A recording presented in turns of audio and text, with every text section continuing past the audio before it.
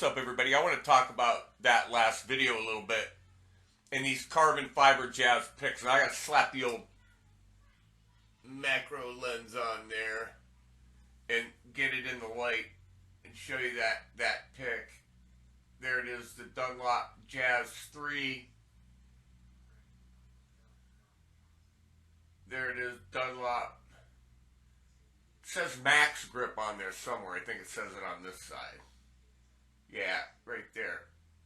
I can get my finger out of the way. Max grip Jazz 3. And basically, I like the thickness of the pick, and I like the grippy. Here we go, camera. I like the grippy, but it's too little. And I can't, it's just too little for me to hold the way that I normally hold. Now I'm going to play with it for a while. Let's see if my hand gets used to it. I've been using this pick a lot, which is the button picks that I made out of a button. And they're kind of an odd shape, but they've got a good point on them. Where's the lens?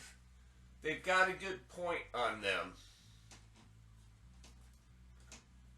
You got a point head, but you keep your hat on, no one will notice. Okay? And I've kind of ground a bevel on the edge on both sides.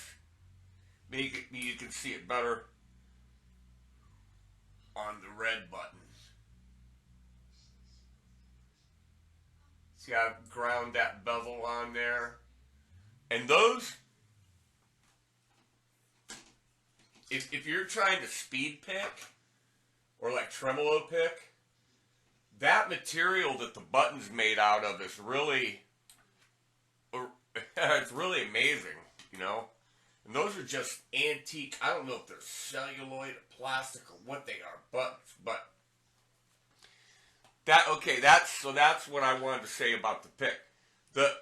I'm perfectly cool with the carbon fiber bit. It's all the sides of that pick is so tiny. Now I want to talk about the video a little bit.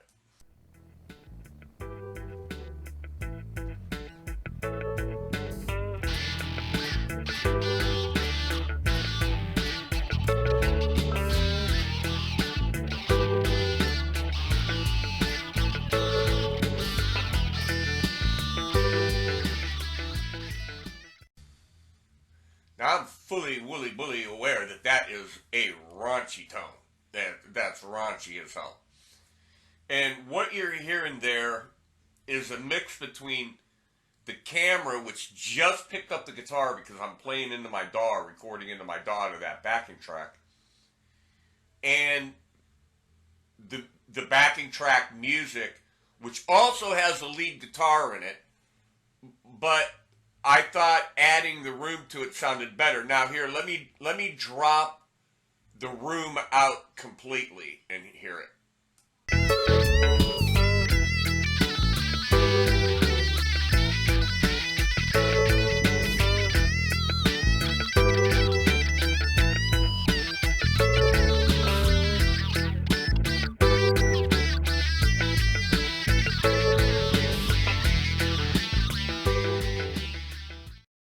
That's strictly the DAW audio going into Mixcraft and putting the wave file into the video and canceling out the camera audio that is there.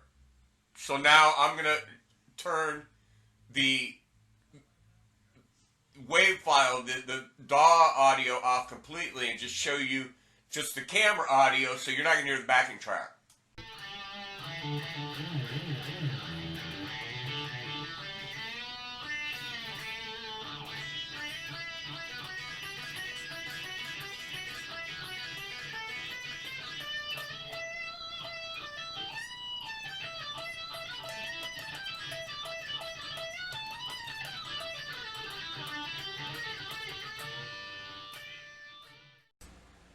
So you got a mix of what is recorded into the DAW, me playing the backing track, the guitar into that, and mixed there. And actually, I thought the lead guitar that I was playing was a little bit low, but with that filter, So I added a little bit of the camera audio of the room because the camera is separate from the DAW. The camera is this camera, and it's not it's picking up through this mic, but it's not hooked into the DAW in any way. It's strictly sitting on its own. So that's how that works out.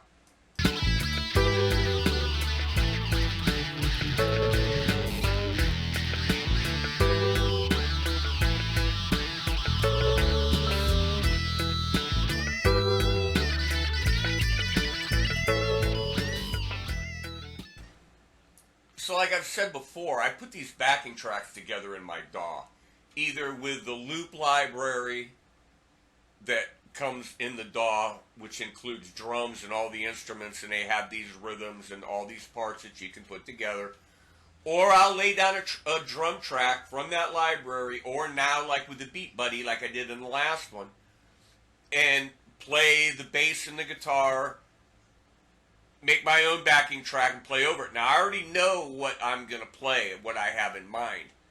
And if I make a backing track and I can't play to it, like, right off the bat, I don't waste any time with it, really. I'll scrap it and do something else. And when I do these 4, 5, 6, 7 minute whatever improvisations, that's exactly what it is. And sometimes the best one will be the first one that I didn't record because I don't have everything set up. I'm making the backing track or getting the loop ready to play over, and that first time sometimes is the best one, and I've gotten to where I'll only turn that camera off once or twice and start over before I just scrap it. If I don't get it pretty fast right off the bat, I just scrap it.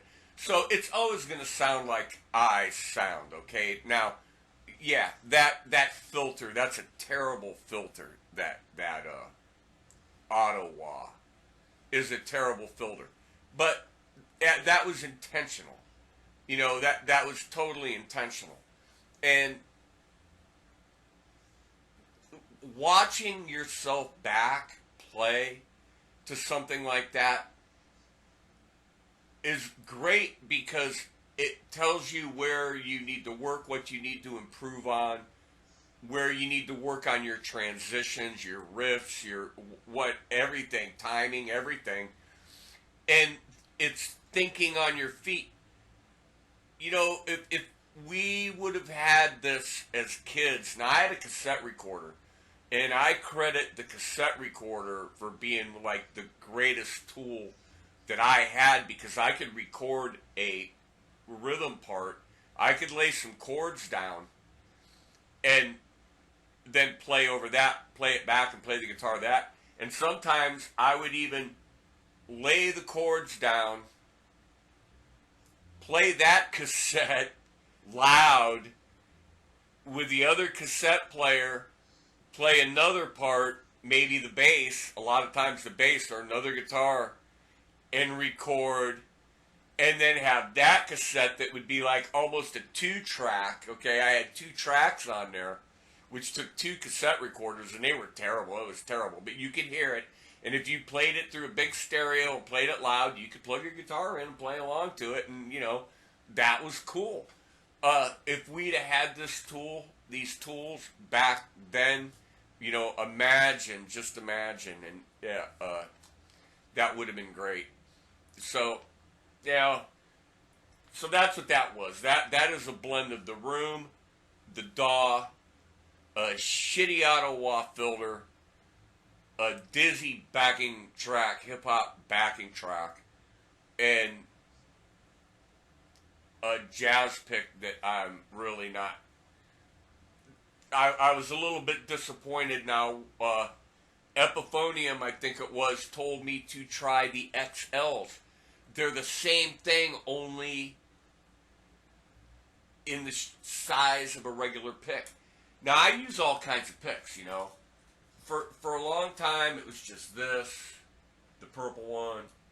Then forever, it was the green turtle, and I've got the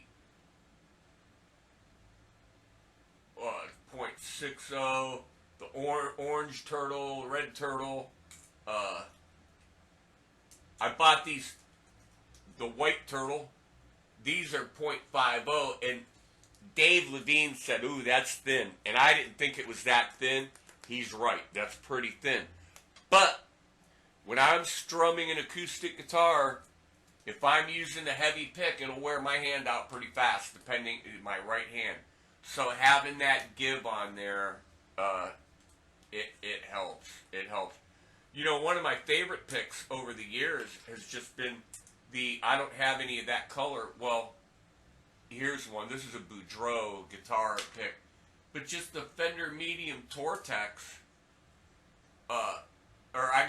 celluloid, Fender Medium celluloid. That was my pick for years. But you had to walk around with a pocket full of these because they wear out so fast and they would break and crack, and then that crack would get stuck on the string, you know. The thin picks, the old celluloid Fender thin picks, they would break. I'd break those in one or two songs sometimes. So, all right, so that's a little bit of what, you know, was going on in that video. I don't know if anybody's interested or not, but I got quite a few comments right away. I think more comments than usual on my videos, and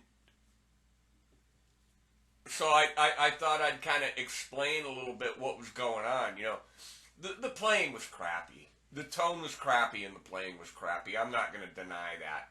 But, you know, that helps you for the next time, you know. So, all right, that's what I wanted to say. I'll let this video play out for another 30, 40 seconds or whatever. And adios.